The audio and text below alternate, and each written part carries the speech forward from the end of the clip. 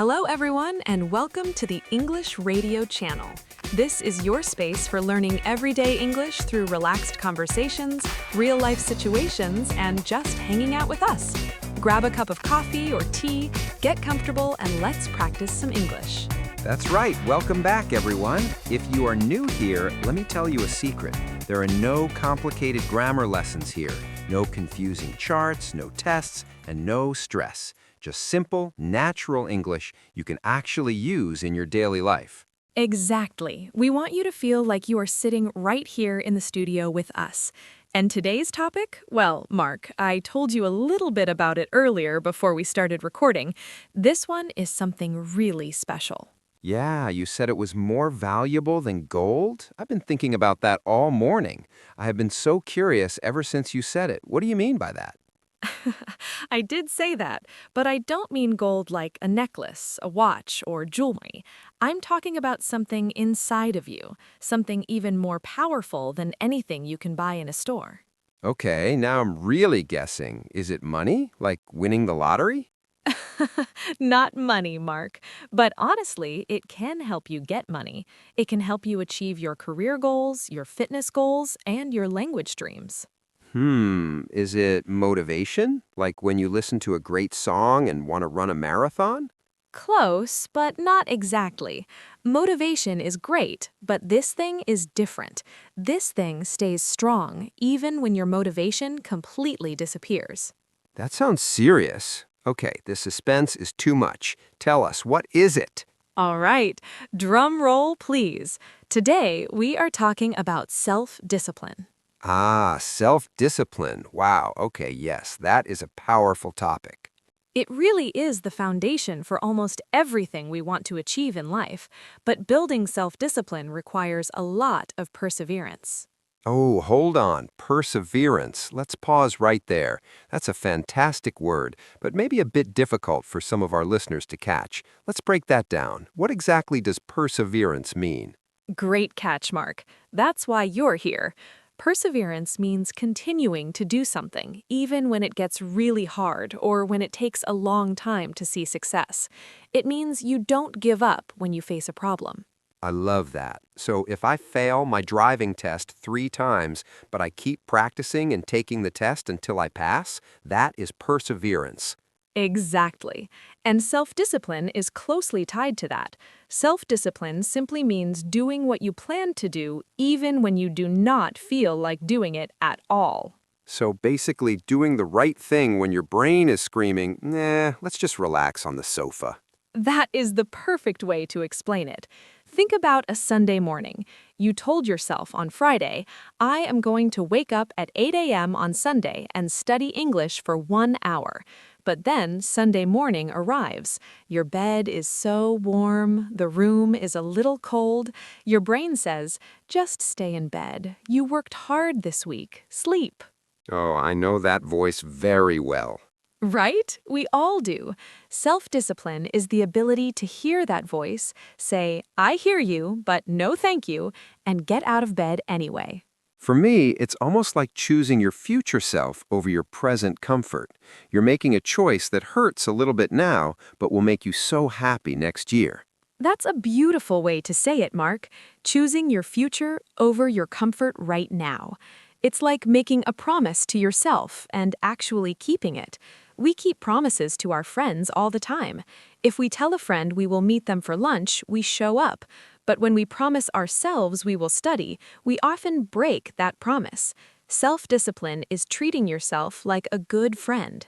Even if it's something small, right? It doesn't have to be waking up at 5 a.m. to run 10 miles. Yes, it doesn't have to be big at all. Even 5 or 10 minutes of practice counts. The discipline is in the act of doing it, not the length of time.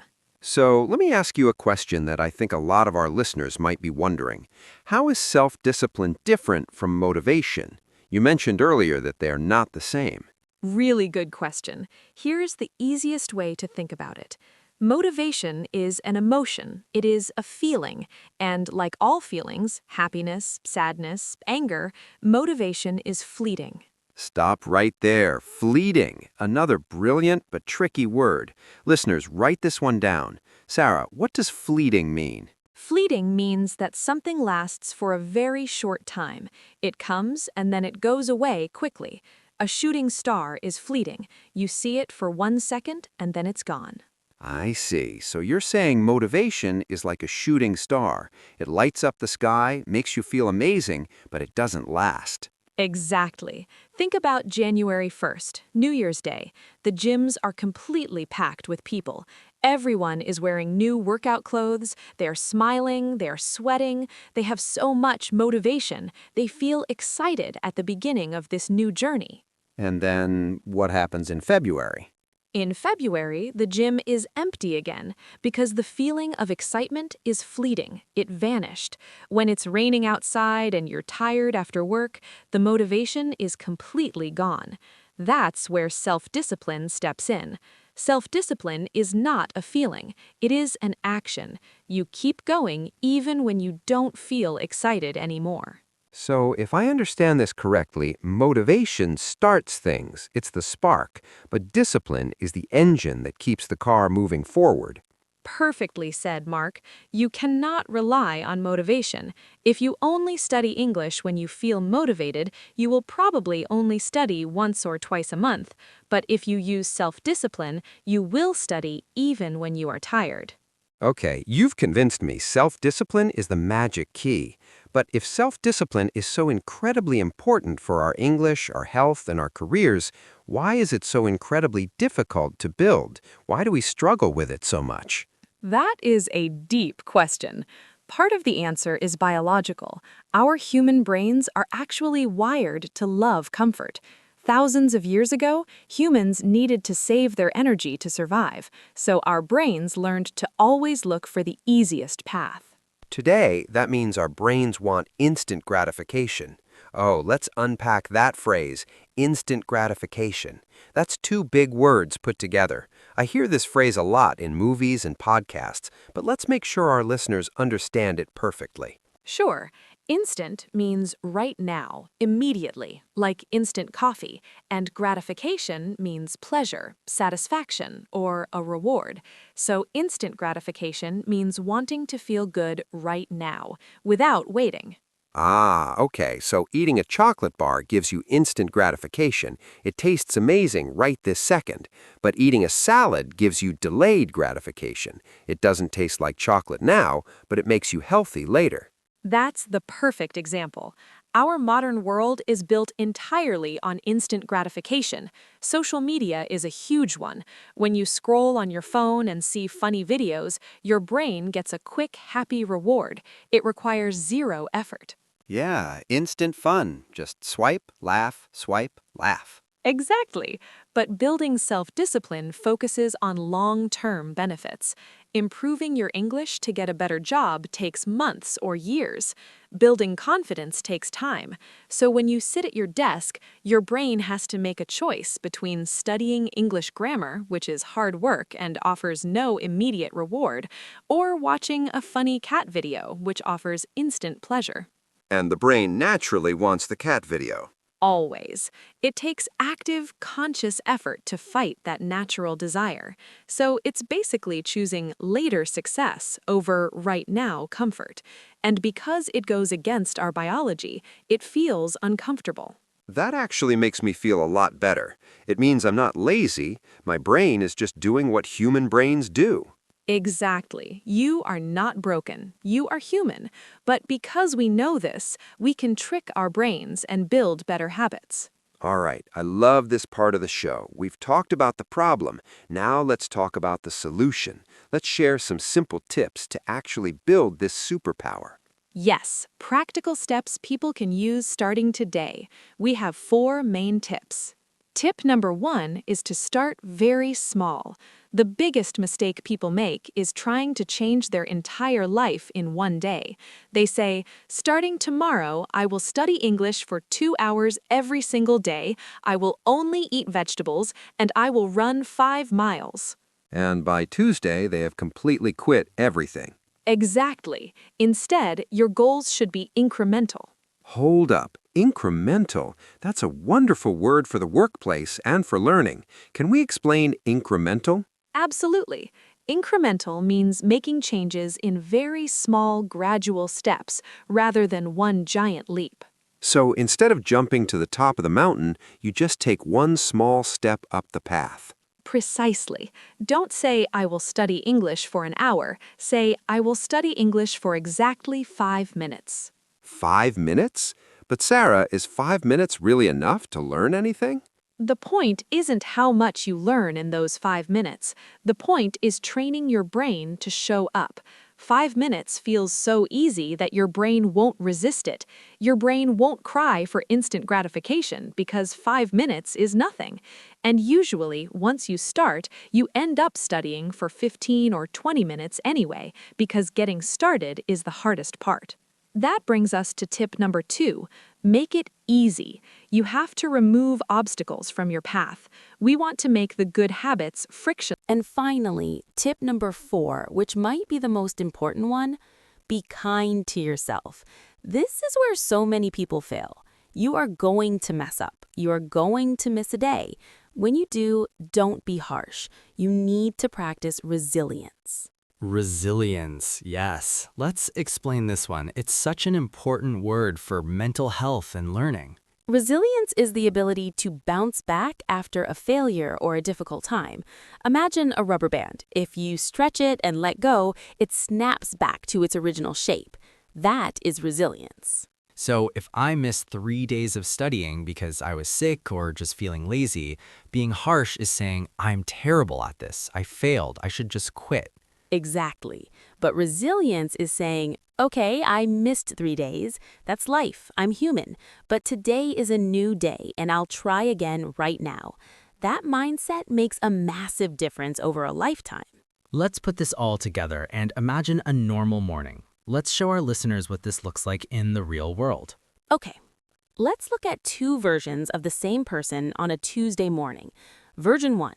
The alarm rings at 6:30 a.m. They hit the snooze button. They sleep for 10 more minutes. The alarm rings again. They grab their phone, stay in bed, and scroll through social media for 20 minutes.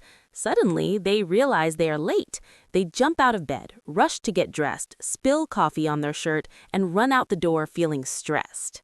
I think we have all been version 1 before. Oh, definitely. Now let's look at version 2. The alarm rings at 6:30 a.m.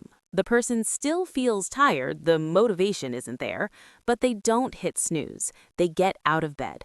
They walk to their desk where their book is already waiting, that's frictionless. They do just 5 minutes of English review, that's incremental. Then they brush their teeth, that's the anchor. It's the exact same person, but a completely different choice. And their whole day will probably feel calmer and more successful because of how they started. Exactly. That small choice in the morning, repeated over weeks and months, is the magic of self-discipline. Before we finish up, let's talk about some common struggles. What are the traps people fall into? There are a few major ones. The first is procrastination. Oh, delaying things again and again, saying, I'll do it tomorrow until tomorrow becomes next year. Exactly. The best cure for procrastination is the 5-minute rule we talked about. Just promise yourself 5 minutes, and usually the procrastination goes away. What's the second trap? All or nothing thinking. This is related to a word we haven't talked about yet, perfectionism. Perfectionism. Let's break that down. It sounds like a good thing, right? Wanting to be perfect? It sounds good, but it's actually detrimental. Wait, another one, detrimental. This is a vocabulary-heavy episode, and I love it. What does detrimental mean? Haha, sorry.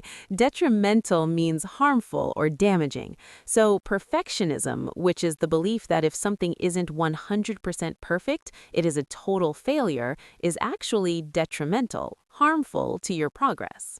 I see. So if I plan to study for an hour, but I only have 15 minutes before I have to go to work, perfectionism says 15 minutes isn't an hour, so I just won't study at all.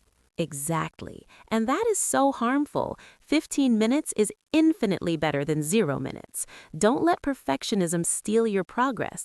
Missing one day does not mean you ruined the habit. Just start again the next day. And the last common mistake? Too many goals. Trying to learn English, Spanish, run a marathon, and start a business all in the same month. Yeah, that is a recipe for burnout. Your brain will just shut down. It is always better to focus on one small habit first, master it, and then add another one later. Wow, we covered a lot of ground today.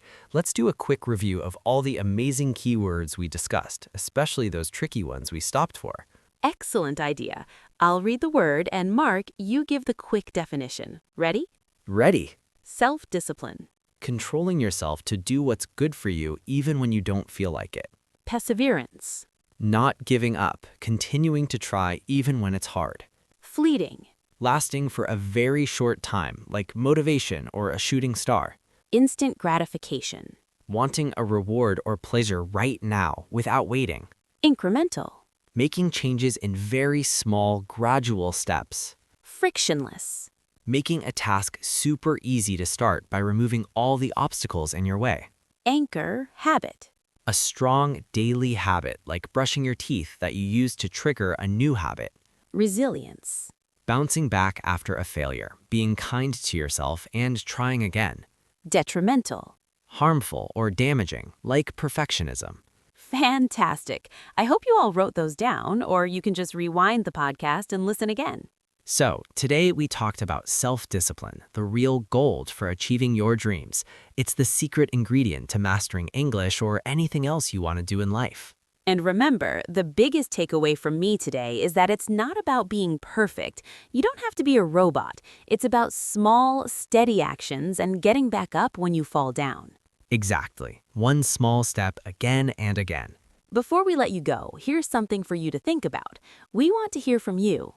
What is one small habit you want to start this week? Remember, keep it incremental. Write your answer down in the comments below the episode description. It's great English writing practice, and more importantly, it's a promise to yourself. If you enjoyed this extended episode, don't forget to like, subscribe, and share the English radio channel with a friend who is also learning English. Thanks for listening, everyone. Keep improving one step at a time. See you in the next episode.